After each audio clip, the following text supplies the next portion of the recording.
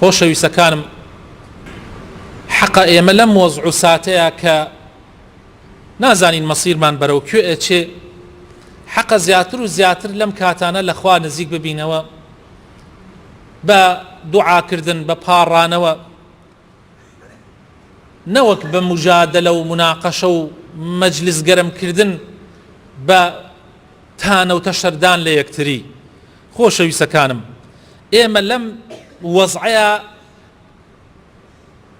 ئەوەی کە زۆر زۆر پێویستە یەکگرتنە، پێویستە ئێمە هەوڵ بدەین یەک بگرین، پێویستە لە جیاتی ئەوەی کەوا دانشین مەجلیسەکانمان بە مناقەشەی سیاسی و بە هەندێ جاری وا هەیە زیادە ڕەویکردن لە مناقەشەیە و تۆهمەت بڵاوکردنەوە و بە درۆخستنیوەی یەکتری، ئێمە مەجلیسەکانمان بە زکر و بە عیبادەت و بە سەرگوزشتەی پێغەمبەران و پیاوچاکان و دڵخۆمان خۆشکردن بەوەی کە خوای تەعالا سەرخەری ئەهلی ئیمانە، ئەگەر چی زەعیفیش بن ئەگەر چی لاوازیش بن.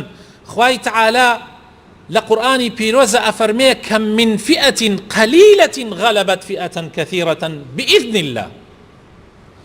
چەندین کۆمەڵی کەم خوای تەعالا سەری خستن بەسەر کۆمەڵی زۆرە لە هەموو لایەکەوە بۆیان کۆبوونەتەوە بەڵام بە ئیزنی خوا. بۆیە من ڕجاو تکام ئەوەیە کە واز بێنین لە مجادلەیە کە هیچ سوودی نییە، ئەو حیزبانەی کە لەبەر مەسلەحەتی خۆیان ئەمڕۆ هەوڵ ئەدەن تەفریقە دروستکەن لە ناو مجتەمەع و کۆمەڵگای کوردایەتیە، هەر یەکێ بەلایەکە، هەر یەکێ بۆ لای حیزبەکەی خۆی. براینە هیچ ئیسفادەیەکمان پێ ناگەێنێ ئەگەر خوا نەخواست خوا لێمان تووڕە بوو ئەم وەزعی لێسەندینەوە، هیچ سوودمان پێ ناگەێنن. دووبارە و سێبارەیەکەمە من لەم شوێنە چەندین جار وتومە ئەو حیزبانە و سەرکردایەتی ئەو حیزبانە هەموویان وەزعیان بە شێوازێکە ئەگەر زروفەکەیش بلارۆ بێتەوە ئەوان دەربەست نایەن، بەڵام ئەوەی زەرەرەکە ملەتە فەقیر و هەژارەکەیە. ئیتر ئێمە بۆ ببینە سوتەمەنی ئەوان، بۆ قسەی ڕاگەیاندنەکان تەئسیرمان تێبکە، کاریگەری هەبێ لە ماڵمانە، لە سەر دانیشتن و مەجلیسەکانمانە. بۆ برا لە ناو مەجلیسە ببێتە شەڕیان و ببێتە دەمەقاڵەیان، بۆ باوک و کوڕ، بۆ خزم و دۆست مەجلیسێک نییە ئەمڕۆ ئەم مەسائلانەی تیا باس نەکرێەوە نەبێتە مایەی ئەوەی کەوا دڵێشان ڕوو بدا لە ناو مەجلیسەکانە. جا ئێمە حەقە ئەمانە هەمووی بخەینە لا، هەموو دائیمەن بڵێین خوایە چی خێرە ئەومان بۆ بکەی. تازە هەرچی بووە براینە، تازە هەرچۆن هاتووە وەزعەکە گەیشتۆتە ئەم حەدە کە ئێستا هاینتیایە. خوا نەخواست پاشگەزبوونەوە هەڵگەڕانەوە گەڕانەوە دوا زەرەرێکی زۆر زۆرمان لێ ئەدا. ئێستا دوای ئەم ڕیفراندۆم وەزعە کە خەڵک هەموو یا زۆربەی خەڵک دەنگی بەوە داکەوە کوردستان جا ببێتەوە و سربەخۆ ببێ، خوا نەخواست هەڵگەڕانەوە بۆ دوا باوەڕ بکەن براینە بە ئاسانی جارێکی تر زروفێکی تر ناڕەخسێ بە ئاسانی کەوا ملەتەکەی ئێمە جارێکی تر تایە بڕیاری ئەوە بدا یا قەرار ئەوە بدا سربەخۆ ببێ. بۆیە حەقە تازە ئەوەی بووە کە بووە دەنگ درا و ڕیفراندۆم کرا، تازە دوعا بکەن خوای تەعالا ڕێنمایی سەرکردایەتی ئەم ملەتە بکە،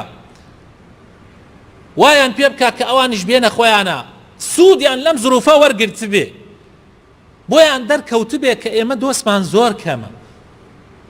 ئەم جا براینە ئەبیسم لەیلا و لەولا هەر بەچکەی مسلمان ئەهلی مزگەوت بەڵکو لەوانەیە حاجیش بێ لەوانەیە عمرەشی کرد بێ جاری وا هەیە قسەیە لەکەکان نەعوذ بالله یعنی لەوانەیە بۆنی کفری لێبێ، خەڵک ئەبیسیتەوە ئەڵێ وەڵاهی گەڕامە هەوڵم داوە ئەو پەڕی هەوڵم داوە ئاڵایەکی ئیسرائیل پیا بکەم بۆ ئەوەی بەرزی کەمەوە. ئێبراینە ئەوەی ئێمە سەر ئەخا قەسەم بەخوا بەس خوایە، واللهی پشت بەستن بە غەیری خوا تووشی زەلیلیمانەکە. لەوانەیە ئیسرائیل قسەیە بکە لەبەر مەسلحەتی خۆی سێکە مەسلحەتی خۆی لەوەیە لە بڕێشتایە و تەئیدی ئێمە بکە لە بڕێشتە، ئێمەش کێشەمان نییە تەئیدمان بکە یا تەئیدمان نەکە، داواکەین خوای گەڕوا بکە دڵی هەموو دەوڵەتەکانی جیهان بەلایەکە بەکەتە ئیدی ئێمە بکە بەڵام تۆ دڵت خۆش بێ ئیسرائیل لەبەر خاتر چاوی کاڵی تۆ تەئیدەکە وەڵڵاهی مستەحیل دەشتیوە. بۆیە ڕجاو تکای من لەم شوێنەوە لە ئێوەی بەڕێز ئەوەیە کە خوانەخواست شتێک نەکەن خوای گەورەتان لێ بڕەنجێ. ئەمە وەسیەت و نەسیحەتی منە، نە لەبەر خاتر هیچ حزبێ، نە لەبەر خاتر هیچ سەرکردەیە، نە لەبەر خاتر هیچ دەوڵەتێ، بە تایبەتی دەوڵەتە کفرەکان بەخوا ئێمەیان خۆش ناوێ. ئەی خوای تەعالا لە قورئانە خۆی فەرموویەتی ولن ترضى عنك اليهود ولا النصارى حتى تتبع ملتهم. والله ئەوە ئاەتی قورئانە. ئەگەر باوەڕمان هەیە بە قورئان، ئەگەر باوەڕمان هەیە بە ئیسلام، والله نەجوولەکە نەگاور لە ئێمە ڕازی نابن تا شوێنیان نەکەوین. ئیتر ئەوەی کە ئەیڵێن یا ئەیکەن ئێستا لەبەر مەسلحەتی خۆیانە، لەبەر چاوی من و تۆ نییە، لەبەر خاتر نەوتە یا لەبەر خاتر غازە یا لەبەر خاتر یۆرانیۆم و ئەو خێر و بێراتەیە کە لە وڵاتە هەیە تەماحیان ئەوەیە بەشێکی زیاتریان دەستکەوێ. تا داوا بکەین لە خوای تەعالا خوا دڵی ئەوان دڵی خەڵکی تریش نەرمکە، خوای تەعالا هیدایەتی ئەو وڵاتە ئیسلامانە بدە کە بەڕاستی ئێستا ئێمە بۆمان دەرکەوت کە ئەوانە لە دوای مەسلحەتی خۆیان کەوتون، شوێنی مەسلحەت و بەرژەوەندی خۆیان کەوتون. خوا هیدایەتیان بدە، خوا بیان تێرەتە سەر ڕێگا و عاقڵیان بکە بۆ ئەوەی حەقی ئێمە و مافی ئێمە بدەن.